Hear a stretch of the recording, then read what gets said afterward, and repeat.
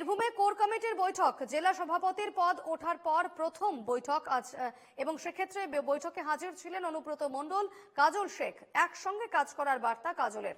নজর এখন বিধানসভা ভোটের দিকে। বীরভূমে কাঁধে কাঁধ মিলিয়ে লড়াই করে 11টা আসনেই জিতব, বৈঠক থেকে বেরিয়ে দাবি কাজল শেখের।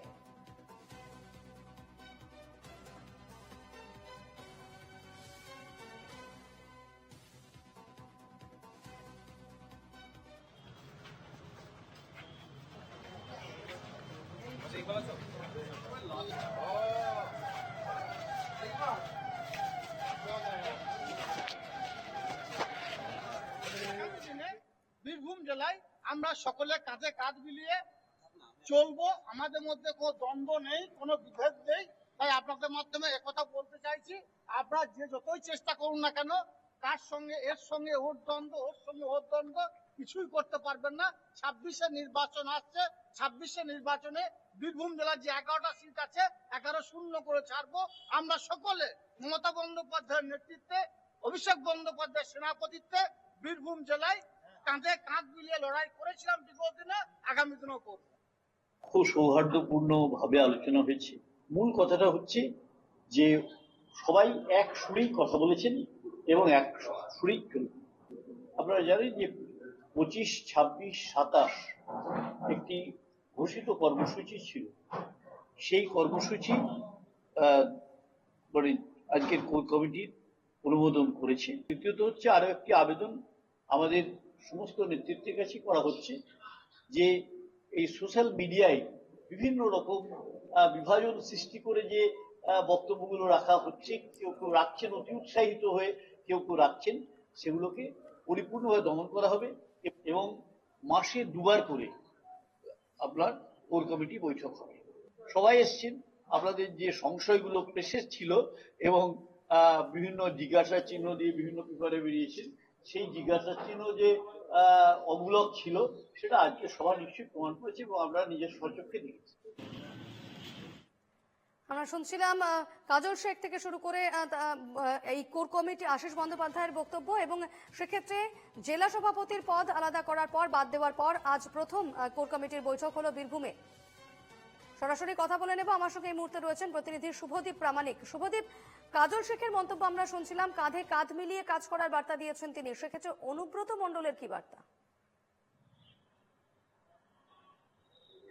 দেখো দীপর্ণা, তোমাকে বলে রাখবো, অনুব্রত মণ্ডল এদিনকে বেরিয়ে আসার সময় কিন্তু কোনো মন্তব্য করতে চাননি। তিনি বললেন যেটা আশিস বন্দ্যোপাধ্যায় বলেছেন সেই মতোই হবে, অর্থাৎ যে চেয়ারপারসন, বীরভূম জেলা তৃণমূলের চেয়ারপারসন, তিনি যেমনটা বলবেন তেমনটাই কিন্তু কোর কমিটি কাজ করবে, এমনটাই জানতে পারা যাচ্ছে। পাশাপাশি একটা বড় উল্লেখযোগ্য বিষয় যেটা জানতে পারা যাচ্ছে যে এই মিটিং চলাকালীনই কিন্তু মুখ্যমন্ত্রী মমতা বন্দ্যোপাধ্যায়ের সঙ্গে কথা হয় অনুব্রত মণ্ডলের। তিনি স্পষ্টত কি জানিয়েছেন সেটা কিন্তু এখনো কোনোভাবে জানা না গেলেও যেটা জানতে পারা যাচ্ছে যে এই মিটিং, অর্থাৎ আজকের যে কোর কমিটির মিটিং, কে ডেকেছিলেন, কি কি আলোচনা হয়েছে এবং কিভাবে এই দল চলবে সেই সম্পর্কিত বিভিন্ন তথ্য অনুব্রত মণ্ডলের থেকে মমতা বন্দ্যোপাধ্যায় জানতে চেয়েছেন, এমনটা কিন্তু আমরা সূত্র মারফত জানতে পারছি। এবং সেই জায়গায় দাঁড়িয়ে কিন্তু যে 2 দিন আগেই জেলা সভাপতির পদ সম্পূর্ণভাবে বিলুপ্ত করে দেওয়া হয়েছে এবং অনুব্রত মণ্ডলকে শুধুমাত্র বীরভূম জেলা তৃণমূলের কোর কমিটিতে রাখা হয়েছে।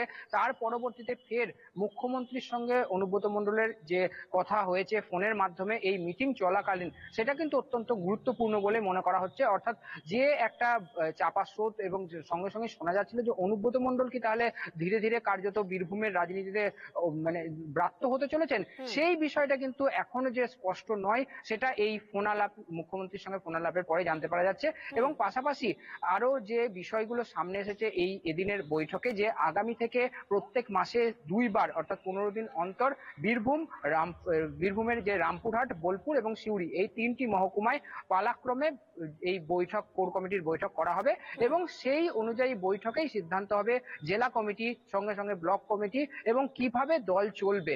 পাশাপাশি 26-এ যে নির্বাচন রয়েছে, সেই 26-এর নির্বাচনে কিন্তু বীরভূমের 11টি বিধানসভার মধ্যেই 11টিতেই জয়লাভ হচ্ছে তৃণমূলের পাখির চোখ। কারণ আমরা জানি যে 2021 সালে যে নির্বাচন হয়েছিল সেখানে কিন্তু দুবরাজপুর যে বিধানসভা, সেখানে শুধুমাত্র বিজেপি জয়লাভ করেছিল, বাকি 10টিতে তৃণমূল জিতলেও। তাই এইবার কিন্তু কোনো রকম খামতি রাখতে চাইছে না তৃণমূল, তারা 11টি বিধানসভাতেই জিততে চাইছে।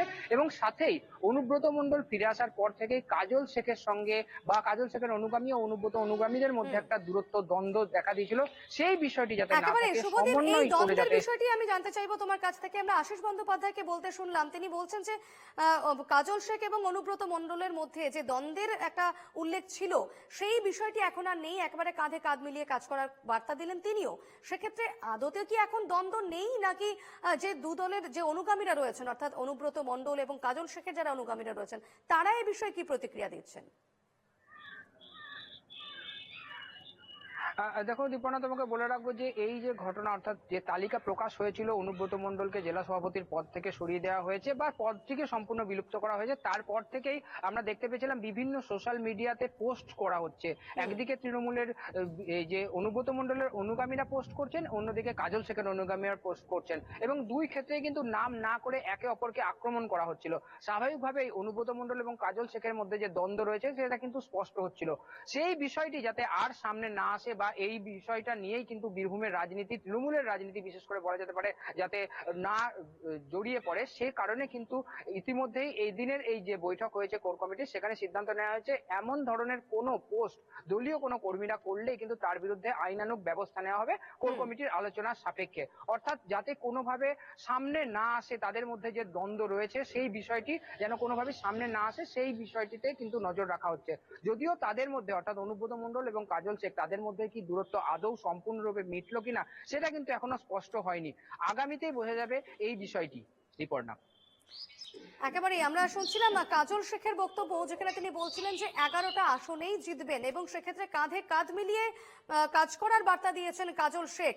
কিন্তু সেক্ষেত্রে এই কাঁধে কাঁধ মিলিয়ে কাজ করার বার্তা কি অনুব্রত মণ্ডল দিয়েছেন? দীপর্ণা, তোমাকে বলে রাখবো যে অনুব্রত মণ্ডল কিন্তু জেল থেকে ফিরে আসার পরে তার যে রাজনীতি ছিল এবং তার যে সংগঠন ছিল তাদেরকে ধীরে ধীরে কিন্তু চাঙ্গা করছিলেন, এবং পরবর্তীতে যেটা দেখা যাচ্ছিল যে অনুব্রত মণ্ডল সমগ্র বীরভূম জুড়ে বিভিন্ন জায়গায় তার দলীয় কর্মসূচি করছেন, এবং পাশাপাশি এই মাসেরই 25, 26 এবং 27 পরপর 3 দিন 3টি মহকুমাতে কিন্তু বিরাট যে মিছিল, দলীয় কর্মসূচির অন্তর্ভুক্ত একটি মিছিল, সেই মিছিল করা হবে। সেই বিষয়টার পরেই কিন্তু একটা নতুন করে প্রশ্ন উঠেছিল, অর্থাৎ অনুব্রত মণ্ডলের জেলা সভাপতির পদ চলে যাওয়ার পরে কি এই মিছিল হবে, আদৌ কি অনুব্রত মণ্ডলের কথা মতোই দলের রাজনীতি চলবে, সেই বিষয়টা কিন্তু বারবারই প্রশ্ন উঠছিল। তবে এদিনের এই বৈঠকের পরে সিদ্ধান্ত নেওয়া হয়েছে, কোর কমিটির সামনে সেই প্রস্তাব ওঠানো হয় এবং তারপরে সিদ্ধান্ত নেওয়া হয় যে হ্যাঁ, পূর্ব নির্ধারিত সূচি অনুযায়ী কোর কমিটির সদস্যরা সকলের মতে মিলিয়ে কিন্তু এই যে মিছিল তা করা হবে। অর্থাৎ আগামীতে যেভাবে বীরভূমের রাজনীতি সামলেছেন অনুব্রত মণ্ডল, ঠিক সেভাবেই তিনি থাকবেন, নাকি সকলকে একসাথে মিলিয়ে তিনি কাজ করবেন, সেই বিষয়টা স্পষ্ট না হলেও আসন্ন বারবার কিন্তু বিধানসভা ভোট এবং এদিনের সেক্ষেত্রে জেলা সভাপতি পদ বাতিলের পর কোর কমিটিতেই আস্থা, এবং আজকে কোর কমিটির থেকে যে বার্তা উঠে এলো 11টা আসনেই জিতবেন এমনটাই দাবি করা হচ্ছে, এবং সেক্ষেত্রে কাঁধে কাঁধ মিলিয়ে চলার বার্তা দেওয়া হচ্ছে কোর কমিটির পক্ষ থেকে। অবশ্যই বীরভূমের এই রাজনীতির দিকে আমাদের নজর থাকবে। আপাতত ধন্যবাদ শুভদীপ।